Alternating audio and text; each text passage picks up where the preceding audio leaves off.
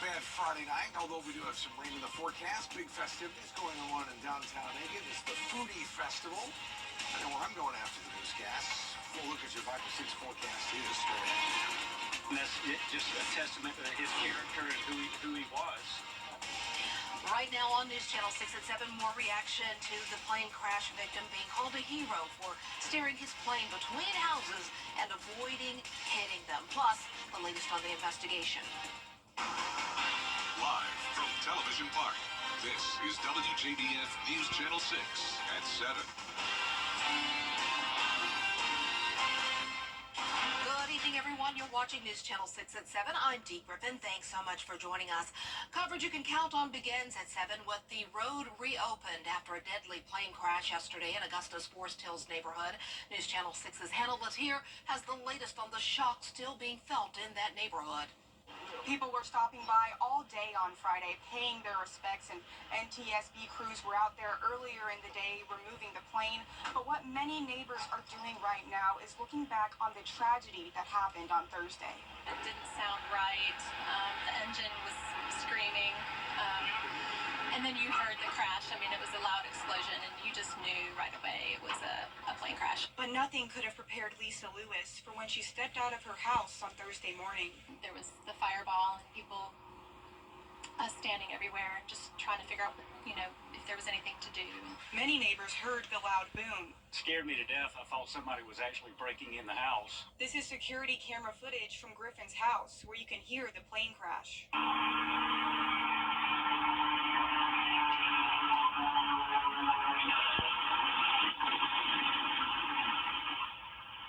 Griffin was a friend of Jason McKenzie. He, along with many others, are remembering Jason as a true hero for avoiding all those houses. And that's just a testament to his character and who he was. I mean, with children and living in both of these homes on either side of the street, the potential for catastrophe could have been much, much worse. So, it's a minor miracle that plane is where it is and not embedded in one of these houses. The wreckage may be gone now, but the memory and Jason's legacy will remain. I know today I'm a little bit more emotional. Made me hug my kids a little bit tighter this morning. He made decisions. It was pretty clear that he spared many of us on the ground. And so we're thankful. I think he's a hero. The NTSB says the preliminary report should be available in the next 30 business days, and the investigation may take 1 to 2 years to complete. We'll have more information as it becomes available, and of course we want to keep the friends, family, and neighbors of Jason McKenzie in our thoughts and prayers. In Augusta, Hannah Latier, WJBF News Channel 6. The boyfriend of a missing woman has now been charged with her murder. According to SLED warrants, Jarrett Davis is facing murder and several other charges in the death of Megan Bodiford. Bodiford went missing on April 25th. 5 days later, a body was found in a car that had been set on fire. It was found on Turnray Road in Bamberg Tuesday. Those warrants identify that body as that of Megan Bodiford. Police say she told a friend she thought Davis was going to kill her.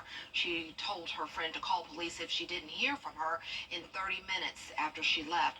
Davis has been in jail on domestic violence charges. He's also charged with arson in this case. Richmond County investigators want to talk to 2 men about a murder that happened nearly a year ago. And they say Tracy Dixon and Alexander White are wanted for questioning in the July murder of Walter Smith. Smith was shot and killed back on July 15th on Lumpkin Road. Now, if you know where either of these men is hiding out, call the Sheriff's Department immediately. Richmond County investigators are still searching for 15-year-old Darion Tanksley. He's wanted in the shooting death of a 14-year-old. That 14-year-old is Anthony Harrison. That shooting happened Tuesday on Richmond Hill Road. Tanksley is known to hang out in the Barton Village neighborhood and Richmond Hill Road West. If you know where he is hiding out, call the sheriff's office immediately. Also in Augusta, an arrest in an April 21st shooting death. Vanell Evans is charged with murder and several other crimes in the killing of Gregory Campbell. Evans was arrested in McDuffie County today. The Allendale community is coming together after several recent shootings there, including one that killed a 14-year-old girl. Dozens of people gathered at the courthouse lobby today, including leaders from government, law enforcement, and community groups. They prayed for a solution to the gun violence issue. We are standing up for our county, and we're standing up for the citizens in our county. But too many things have gone on, and nothing has been done about it. And we are now tired, and enough is enough. Church leaders are planning to come together once again for a prayer vigil on Saturday at noon.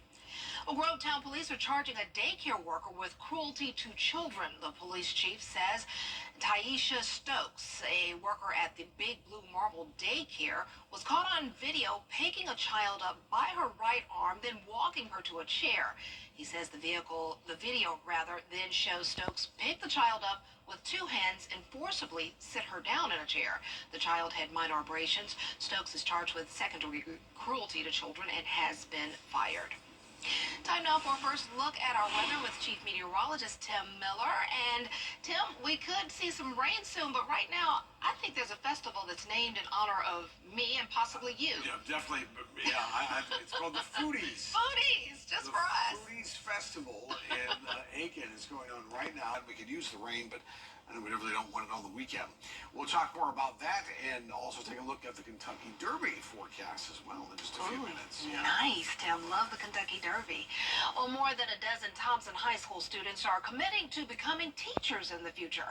13 of them signed up to become future Georgia educators today. They've taken the classes and a test for the program. Teachers currently at the school say they want to encourage these future teachers, so there's someone to take over when they're gone. And they hope to promote the positive aspects of being a teacher. I've had so many people tell me, oh, my teachers told me not to go into teaching. I'm like, what? No. So we just need teachers everywhere to promote our profession, because one day we're not going to be here. Many of us are retirement age, and we need people to step into our shoes and to fill this role in the best way possible. The official signing day for future Georgia educators is May 7th. Meanwhile, McDuffie County Schools and Georgia Senator John Ossoff are working together to create unique opportunities for students. The school system got $105,000 in federal funding to create an outdoor classroom to help teach STEM concepts. Senator Ossoff helped secure that funding, and they'll use a little more than 29 acres near Clarks Hill Lake. From the schools that are in town, it is about 8 to 10 miles. It is a very quick ride, and we look forward to just having the opportunity to expand the experiences that our children have in the classrooms with science and move that to an outdoor experience that is real world, hands-on, and will allow for problem solving in a relevant situation. There is no timeline yet for when that outdoor classroom space will be finished. Election day is almost here. We are taking an in-depth look at what it takes to make that day happen. Travis Doss is Brad Means' guest on the Means Report. He's the executive director of the Richmond County Board of Elections. He talks about how to register, what to bring to the polls, and the hard work that happens beforehand. Every single machine that we send out to the polling places have to be tested. We have to do a sampling of the ballots. We have to scan all them to make sure that the scanners are functioning properly. And we send out over 500 machines. So it takes 2 or 3 weeks to do all of that. Currently in Richmond County, we have 43 polling places. So we have to make sure that all those polling places are open. We have to deliver all the equipment before Election Day. And then the day after the election, we have to pick all that equipment up again. So it is about a 3-month process prior to Election Day. Election Day, by the way, is coming up on May 21st. Early voting is already underway. Brad will also talk about the exciting opportunities available in the world of cyber. The director of Augusta University's Cyber Institute is his guest. And join Brad for the Means Report on Monday afternoon at 12:30 right here on News Channel 6. So to be here, I think, would be a tremendous move. It would not only be good for us, but it would be huge for Sundance. Coming up, organizers pushing to get the well-known Sundance Film Festival to Georgia. We'll show you what they want to do and why they want it here in just a few minutes. Hello, I'm Adrian Wappers at Cash. Channel 6. There is a big push to get the popular Sundance Film Festival moved to Georgia. Archie Sartre now with a look at what that could mean for the state.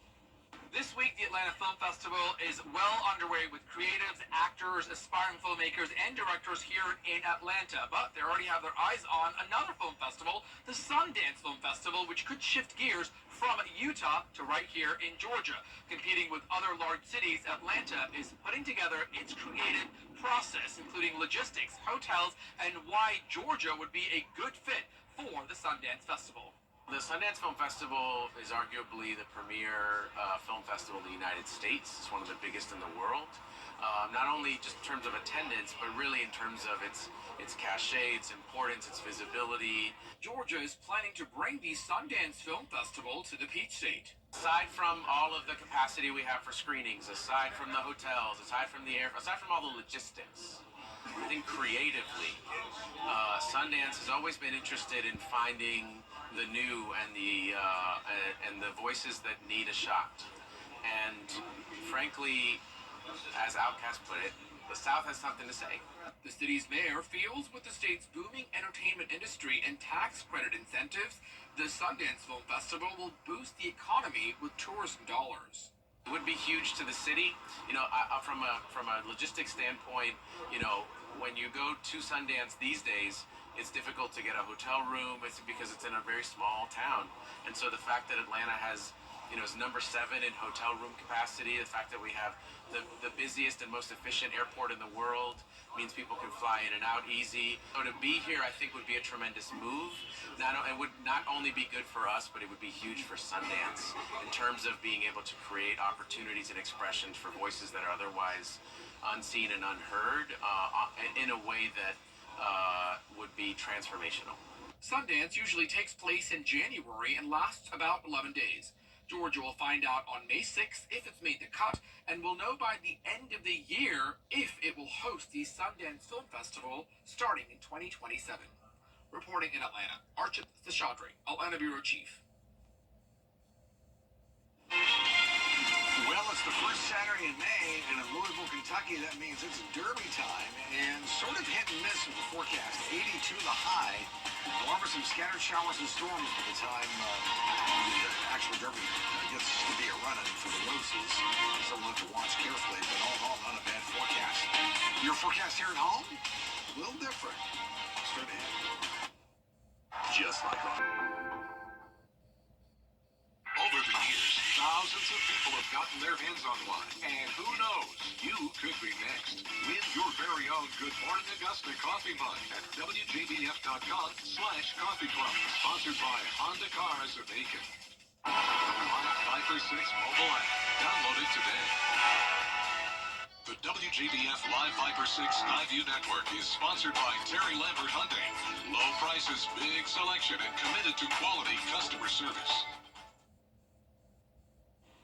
Artificial intelligence is already changing the way some Americans work.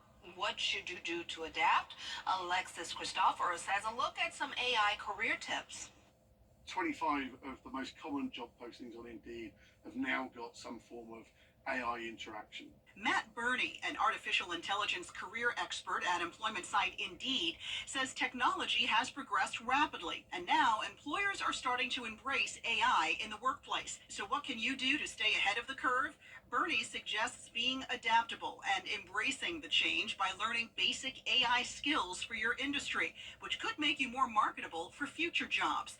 To start, you can learn how to write prompts within systems like GPT, Gemini, and Transformer. If you're a coder, start writing prompts for code. If you're a recruiter, start writing prompts that will actually help you write job ads or job descriptions internally. Even writing prompts to go and look at large data sets is a really, really great skill. Burney says you should also use the technology to your advantage. For instance, by allowing AI to handle repetitive menial tasks like scheduling calls or taking notes. For job seekers, you can use AI tools to help with resume writing and practice interviews. Basic things like, how do I write a better cover letter? How do I write a better CV? How do I understand what employers want? But Burney warns not to copy and paste from AI tools. Don't take the answer from the AI tool because it's prone to failure. You can't rely on the machine to do everything for you. we should actually be thinking this is a great prompt and it's a really great starting point. Although he says AI advancements could lead to jobs changing or even being eliminated, Bernie is optimistic. In every period where we've seen automation happen, from the Industrial Revolution right the way through to the advent of the internet, what it's done is actually created new jobs. It's created new opportunities in different areas. Alexis Christoforous, ABC News, New York. It's a tennis tournament that's sure to draw a crowd. Information on the Garden City Wheelchair Tennis Tournament Classic when News Channel 6 and 7 returns in just a few minutes. All night. The Garden City Wheelchair Tennis Classic in Augusta is underway. Some of the best wheelchair tennis players in the country are competing at the Newman Tennis Center. Wow, look at that. Many of them play year-round and love the fact that the game provides more than just the opportunity to compete. Way to go. Did you see that action? That was Love it. awesome. Absolutely love it. Wow. 80 tomorrow, chance of storms, yes, on and off throughout the day. Same thing for Sunday and Monday, but noticeably hotter as we get into next week, with temperatures into the 90s and a daily chance of storms by Thursday, Friday. Right now, Mother's Day is looking nice. I'm supposed to go do a golf practice for myself and some friends on Sunday afternoon. Any rain? You'll have to dodge a shower or two. Better Sunday than Monday. I'm Sunday than Saturday. Okay. Yes. We'll see. Maybe this will get me out of trying to. There you go. Thanks so much thanks for joining us. Have a great weekend. Entertainment Tonight is next.